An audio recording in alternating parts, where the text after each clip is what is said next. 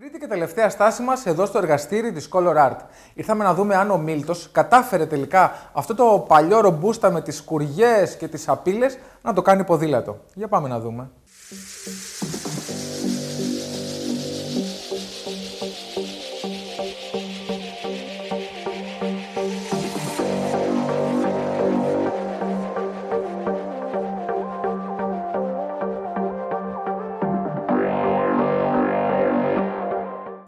Δίπλα μου έχω τον Μίλτο, ο οποίος θα μας πει αν κατάφερε να κάνει το ρομπούστα ποδήλατο. Τα κατάφερες, Μίλτο? Γεια σου Γιάννη, ναι, τα καταφέραμε. Όρισε το ποδήλατο είναι έτοιμο προς παράδοση τον πελάτη. Αυτό είναι το ρομπούστα που είδαμε. Ακριβώς. Αυτό είναι το ρομπούστα που είχαμε δει.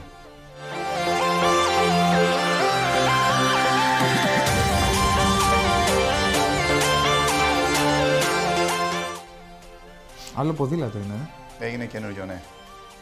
Όσο μπορέσαμε το φέραμε. Ο πελάτης το έχει δει. Ο πελάτης το έχει δει ακόμα. Θα το δει από την εκπομπή πρώτα ή θα το δει? Θα το δει στην εκπομπή και μετά θα το παραλάβει.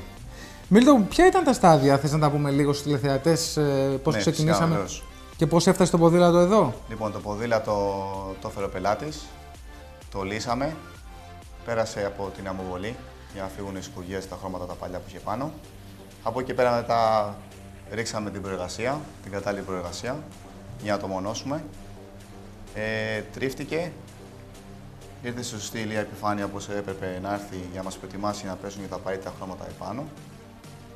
Από εκεί πέρα τα προχωρήσαμε σε κάποιες λεπτομέρειες, κάποια σχέδια και γραμμές όπως βλέπετε.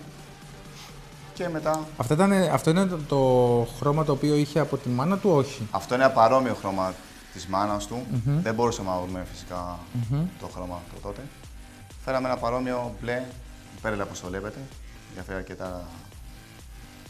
Μίλτο, να σε ρωτήσω κάτι. Τι κράτησες από αυτό το ποδήλατο όταν ξεκίνησες να λύνεις? Υπάρχουν πράγματα τα οποία είναι aftermarket και υπάρχουν και πράγματα τα οποία είναι μαμά? Ναι, έχουμε βάλει καινούργιες ζάντες.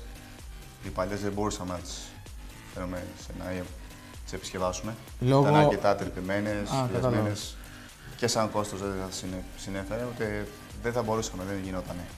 Από εκεί πέρα βάλαμε 2 καινούργιες ζάντες. Κρατήσαμε σέλα, σκελετό. Η σέλα είναι μαμά, έτσι, φαίνεται. Η σέλα είναι της μάνας του, ναι. Είναι η αρχική σέλα, επισκευάστηκε και αυτή, η βάση από κάτω που είχε σκουριές. Η σκάρα έχει επισκευαστεί. Από εκεί πέρα έπεσε κάποιος σιδερόστοχος για να κλείσει τρύπες που είχε ο σκελετός για τα φτερά μας.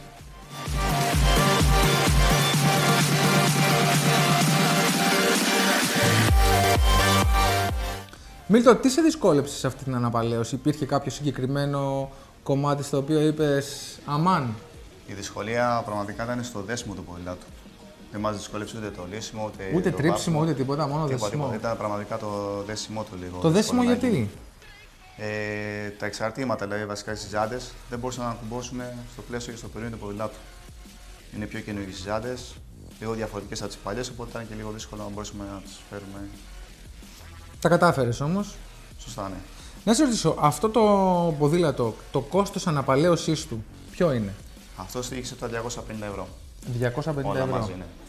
Τα εξαρτήματα όλα. Εργασία, τα πάντα όλα. 250 το σύνολό του. Δηλαδή, αν κάποιος θέλει να κάνει το ποδήλατό του το παλιό, να το φέρει σε αυτή την κατάσταση, έρχεται σε επικοινωνία μαζί σου. 250 ευρώ είναι αρκετά. Είναι στάνταρ το ποσό αυτό? Όχι, δεν είναι στάνταρ. Δηλαδή θα μπορούσαμε να βάλουμε και κάποια καινούργια εξαρτήματα, θα ήταν και πιο ακριβά από ότι θα ανέβαινε και το κόστος. Αλλά άμα δεν χρειαστεί όμως να αλλάξει εξαρτήματα, μπορεί να πάει και κάτω από 250. Μπορούσαμε να σώσουμε κάποια πράγματα, οπότε από εκεί πέρα υπήρχε λόγος να μπούμε στη διαδικασία να πάρουμε καινούργια. Ωραία. Μίλτο, να πούμε στον κόσμο για ακόμα μία φορά πού μπορεί να σε βρει.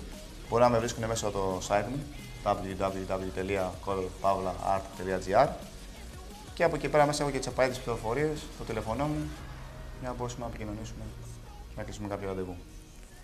Λοιπόν, είδατε κι εσείς, άμα θέλετε ή έχετε ένα παλιό ποδήλατο και θέλετε να το φέρετε σε αυτή την κατάσταση, είτε γιατί είναι του παππού σας ή γιατί έχει μια συναισθηματική αξία για σας, δεν έχετε παρά να επικοινωνήσετε με τον Μίλτο και να κάνετε το παλιό σας ποδήλατο όπως αυτό.